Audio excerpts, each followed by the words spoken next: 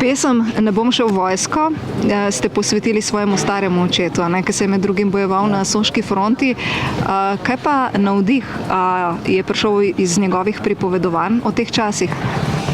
Ja, med drugim tudi, hotel, to je bilo 12 let nazaj, že skoraj, ko smo delali album Hudičev sod in sem jaz na en tak način hotel obuditi staro slovensko pesem, tako da jaz igram na etno, ampak v resnici sem to jaz. In so bile različne teme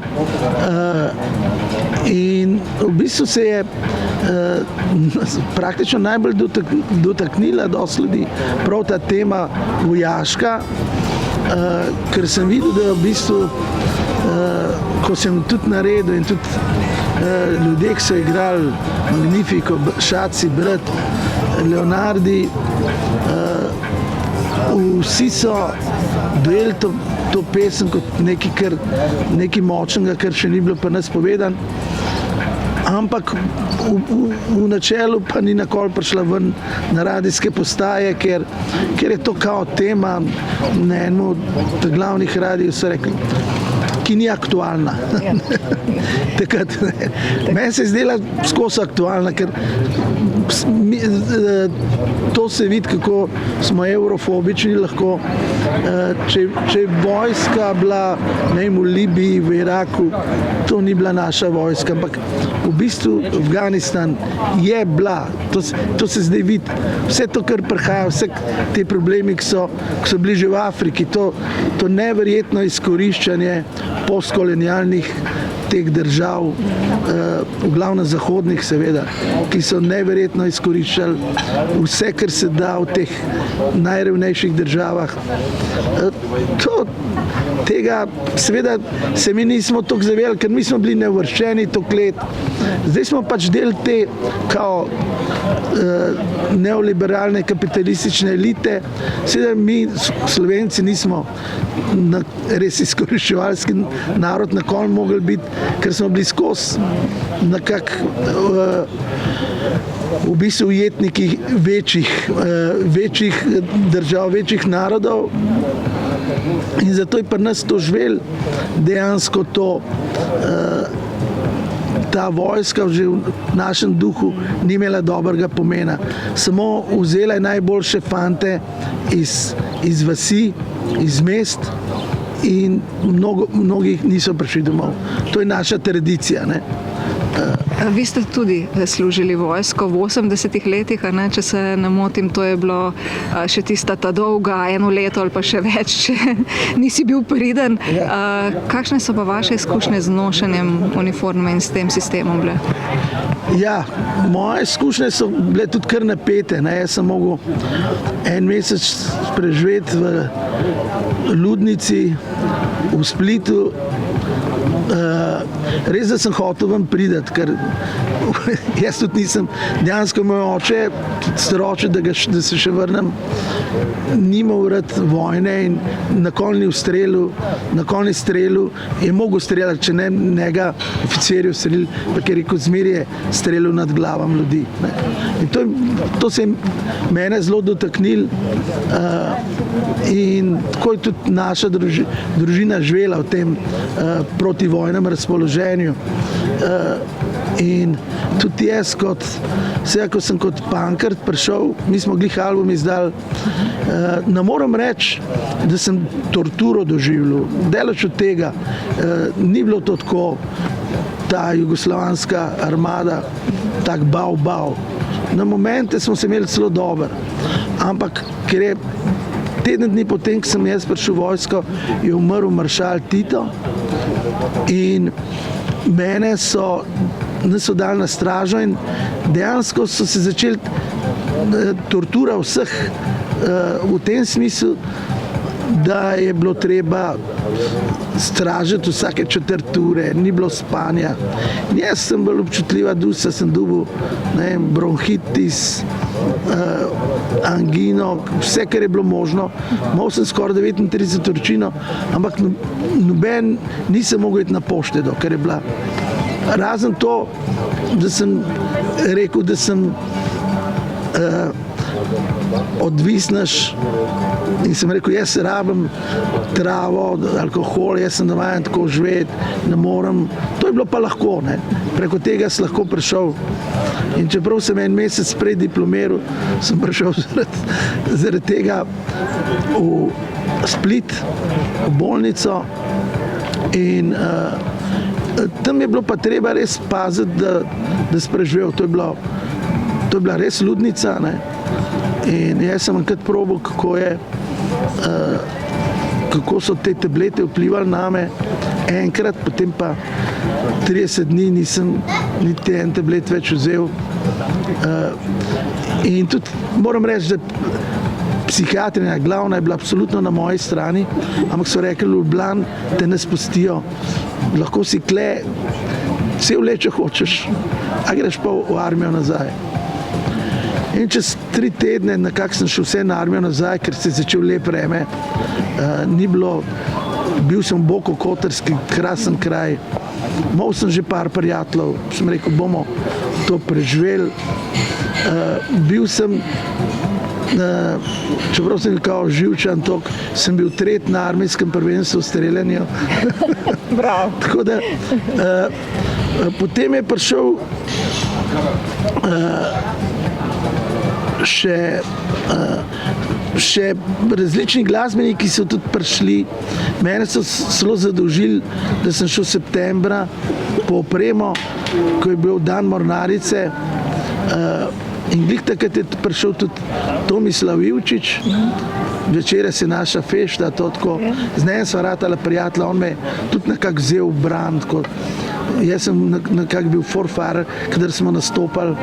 Igral sem par Stonesov, pa nekaj Creedensov in neizmerno smo se zabavali na en način, nam rekel zapijali, ampak tudi malo, ja, seveda. Bilo je vsega res dovolj, on je imel dotok do sera, šunk, vsega. In potem smo to preživljali, to vojsko, ampak očitno je meni vseeno daral, ker sem potem dobil en v bistvu ulkus in sem mogel jeti spet za en mesec se to pozdraviti in en mesec skučene nege. In takrat sem šel s Pankrti snemati single Gospodar, Jaki Glup. In še poročil sem se vmes, da sem imel še nadaljnje 14 dni dopusta. Tako da vojska je bila en tak boj, ampak moram reči, ni bilo pa čutiti tega. Z nekaterimi oficirji sem se imel dober, z drugimi ne. Ni bilo pa to, da bi te maltretira. Res pa, da so bila takrat so bila v celem tem naprevlaki 2, ki so diplomirala, ampak jaz sem bil največji odpadnik sem bil jaz, pa en še malo manjši Albanc, kot jaz, ki je bil tak renegade. In midva sva bila tako, teh se treba paziti. Glede na to, da v tem... Pa res tako, če povem, če sem jaz vzel, ker sem prišel iz kakšne teh feš, če sem prišel, so ti pa čevlje ukradali. In če si ti drugemu vzel čevlje in če je bil to kakšen, rečemo Kosovar, je bilo zelo nevarnost. Ampak jaz, ki sem bil s tem, nisem. To je bilo tak zanimiv boj za življenje. Pesem Ne bom šel v vojsko ima zdaj v tem trenutku še večji pomen morda kot takrat, ko je šla. Kakšen je bil občutek, ko ste jo na nek način ponovno videli na albumu Zvezda Park?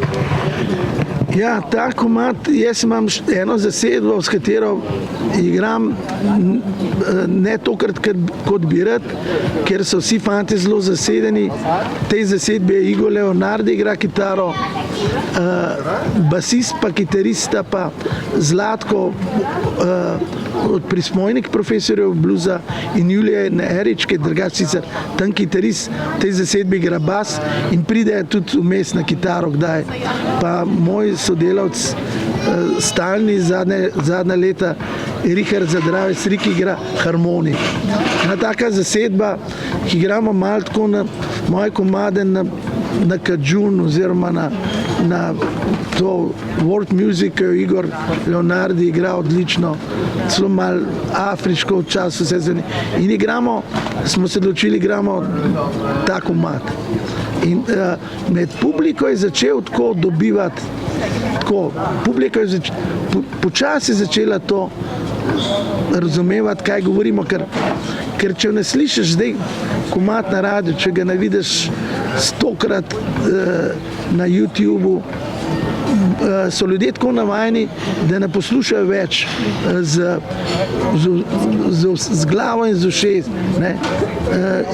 V glavnem je ta res nova fašistična digitalna ideologija je ljudi tako deformirala, skratka, da so bolj neumni, so bili, če rečem čisto preprosto. In jih je 100-krat težje mi je nov komad prikazati, večini. Govorim seveda o tej predvsem tudi mlajši generaciji. Ta percepcija ljudi je seveda zaradi digitalnega fašizma ratala zelo v bistvu deformirana. Če bi bilo kaj, bi rekel, tudi dehidrirana. Na en način, ker mislim, da s to vodo je tudi tako, da vode nam tudi manjka na splošno. Ampak to je že filozofsko razmišljanje, da ne bom, skratka, počasi so začeli dejansko ta komad poslušati in ko smo igrali, ko se šlo za Nube pred parimi meseci v Križnar, Tomo je organiziral en koncert. Tomu tu se večkrat pridružim, ker se mi zdi, da je eden od aktivistov teh svetovnih, ki se trudi narediti svet boljši in je res zagrizen. No, na tem koncertu smo igrali in mi je Igor, potem ko mi že itak smo 3 leta igrali komad, je rekel, ljudje so čist neverjetno, se zdi, kakšen komad smo odigrali. In potem sem rekel, mogoče pa res zdaj čas, da ga damo ven na radijske postaje, v video in tako naprej. Se ga na novo odkriva in tudi celo sporočilo. Vi ste na marsikaterem področju, sami in tudi z pankrti, orali ledino v Sloveniji. In pomen panka nasploh v družbi, v Angliji, pri nas, kjerkoli v bistvu, kjer so delovali ti bendi, je velik. Kako vidite vlogo panka v današnjem svetu? Zdaj sploh, ko so ti globalni nemiri in z nekimi novimi bendi, ki prihajajo. Je seveda punk je imel najbrž še zadnji branik rock'n'rolla, mogoče na en način ta Seattle scena z grungeom, ampak oni so bili toliko direktno politični, pa toliko aktivistični, ampak punk je bil, kakorkoli to zdaj hecen zgleda, eno logično nadaljevanje hipevskega gibanja, ki je seveda bilo izrazito protivojno usmerjeno, proti tej tem razpokam, proti tej nemorali kapitalizma, ki so ga oni takrat že videli, in mi še ne to, ker smo bili seveda varno spravljeni v eno socialistično gnezdo, ampak iz tega se je potem seveda rodil ta neoliberalni globalistični kapitalizem, ki pa očitno nima takih nasprotnikov, kot sta bila punk in hipi, kot so bili punkeri in hipi, in seveda tudi zato, ker je med tem ta kontrola, medijska kontrola glasbe ratala tako vseobsežna, da praktično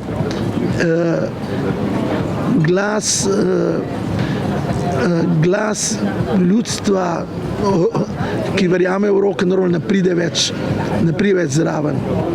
Po eni strani so glasbo kastrirali s tem, da so ji uničili nosilce zvoka, glasba nima več plošč, ne vinilk, ne CD-jev, vse na enih oblakih, ki so varno skriti, ne. Tako da dosti težje je dobro glasbo odkriti, dosti težje se organizirati, dosti težje je reagirati na karkoli, ker obstajajo alternative, ampak so skrite v tej poplavi informacij, tej poplavi, ki je po eni strani načrtna. Dosti od tega je lahko pozitivnega, ne rečem, ampak v poplavi, tudi če govorijo o muziki, ampak tudi če govorijo rečemo o filmu, je to še bolj videti, ker vsak ima, jaz imam kar dosti naročenih, ker imam dosti športnih programov, tudi dosti filmskih. In dejansko je težko znotraj 1000 filmov, ki jih vidiš na dan, odkriti enega, ki je normalen. Ne, da je dober, normalen. Ker je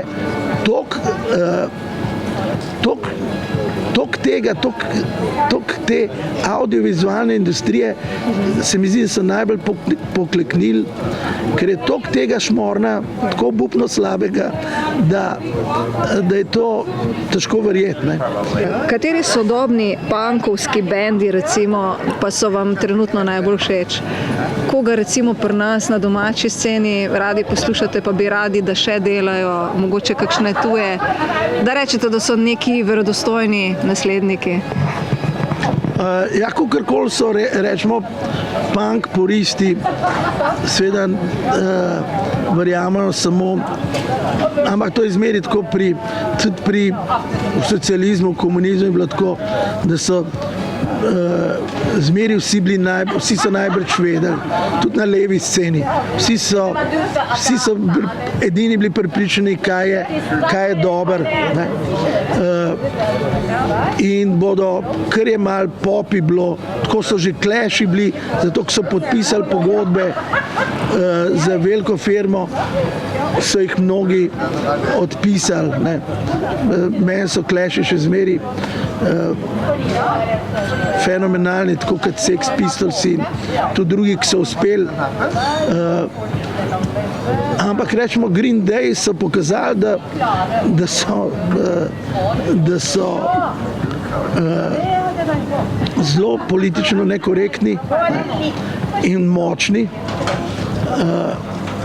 In teh bendov, ki žal, ki jih je kar neki, so žal tudi premalo in tudi niso več najmlajši. Zdaj imaš sicer bende, ki ki nekako vidiš, da izvirajo iz panka, ampak grejo pol še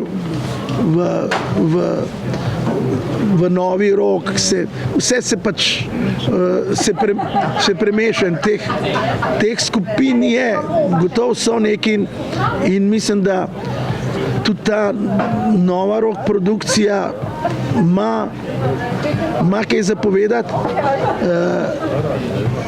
Res pa je, da praktično ko vsak hoče res uspeti, mora narediti pop komad, da se prebije. Ne.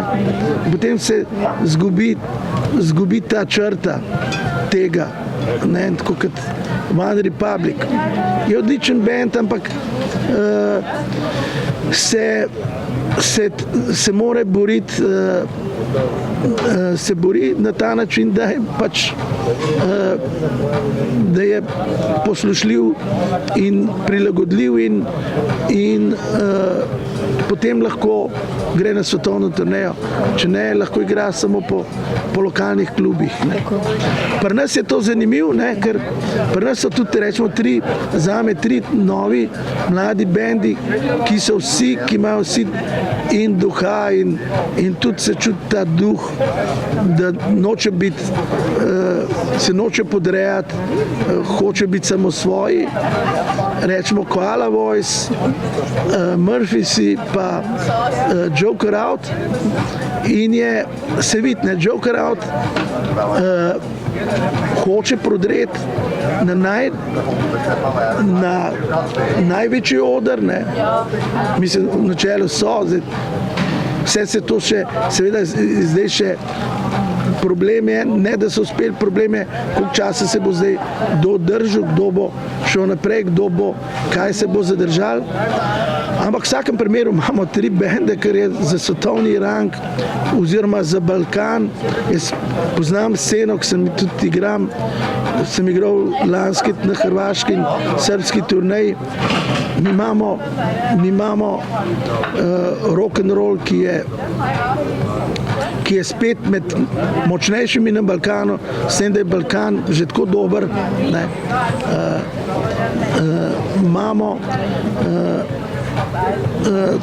Imamo kar nekaj še alternativnejših bendov, ki prihajajo na sceno. Tako da imamo to. Je videti to, s tem, da se seveda še pojavljajo res te mlajše punk skupine. Jaz bom zmeraj vzel za primer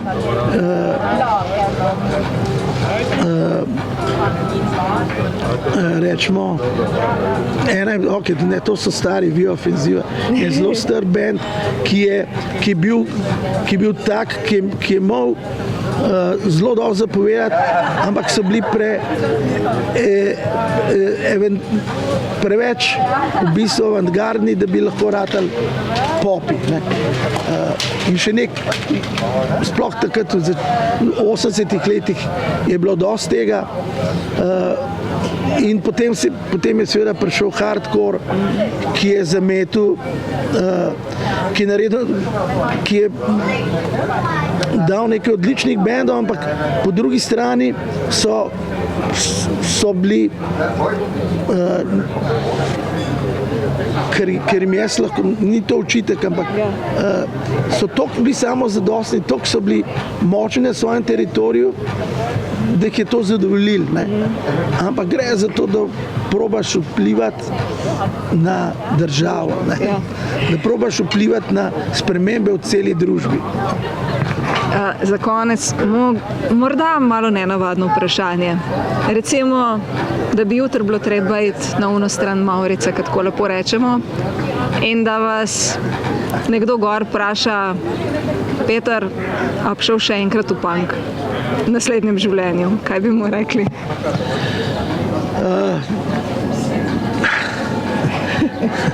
Ne vem, kaj bi šel, ker če greš enkrat, ne, jaz bi mogoče, če bi že to vedel, bi šel Kadžun. Ker to je ena vrsta še malo bolj zabaven punk, ne, ampak to je kakšne stvari, zato to, kar jaz delam, nočem ponavljati vzorcev, zato delam albume, ki so različni od tega, kar sem začel delati. Zato me skozi zanima narediti tudi pop komad, zato da prepričam čim več ljudi in končno tudi to, se mi zdi, meni se je zdelo pomembno to, čeprav sem imel kot novinar zagotovljeno službo, sem čutil, da sem bolj ujet v ta korporativni zapor, kot če sem moskonter. Sem se počutil, ampak seveda sem vedel, če sem moskonter, moram na trgu delati, ker niti ne pričakujem, niti se ne čutim v tem smislu del slovenske kulturne elite, da bi kaj pričakoval od države preveč. In me je zmeraj na trgu zanimalo delati. Ne? In ker to, čeprav je majhen trg, je pa v bistvu zelo rajcik, ker v Sloveniji so Slovenke dobre, imamo lepa mesta in še lepše vasi. In je na tem trgu kar lušten dela.